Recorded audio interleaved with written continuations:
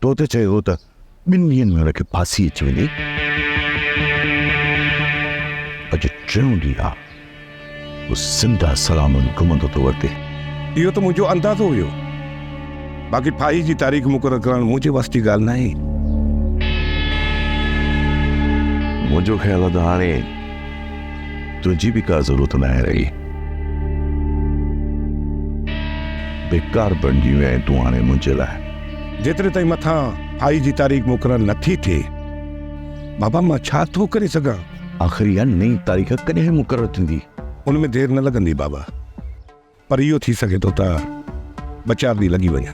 ऐं हिन मामूल जी कार्रवाईअ में जेकॾहिं न थोरी बि जांच पड़ताल थी ऐं तुंहिंजा बाला ऑफिसर जेकॾहिं काल कोठड़ी ताईं पहुता त पोइ सॼी फिल्म ॻिची में पइजी वेंदी। अहिड़ो कुझु बि न थींदो ख़ान बाबा, तव्हां घबरायो न। ईअं थी बि सघे थो त पोइ मां छा कयां ख़ान बाबा? करणो खां त तूं घणो कुझु करे सघे थो। उनखे काल कोठड़ीअ में ख़तमु करे ख़ुदकुशी जो बि रंग ॾेई सघे थो। इहो तव्हां छा चई रहिया आहियो ख़ान बाबा?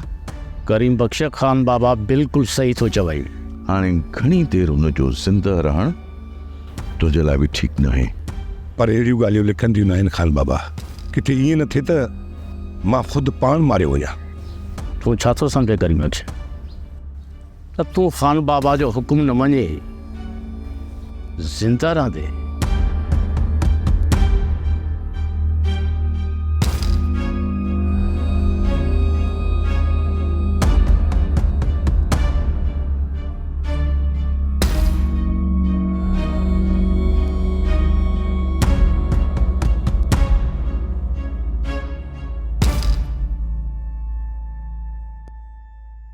ड्रामा सीरियल मक्तल तमाम एपिसोड्स ॾिसो हाणे HD क्वालिटीअ में। विज़िट करियो असांजो YouTube channel Sindh TV HD drama.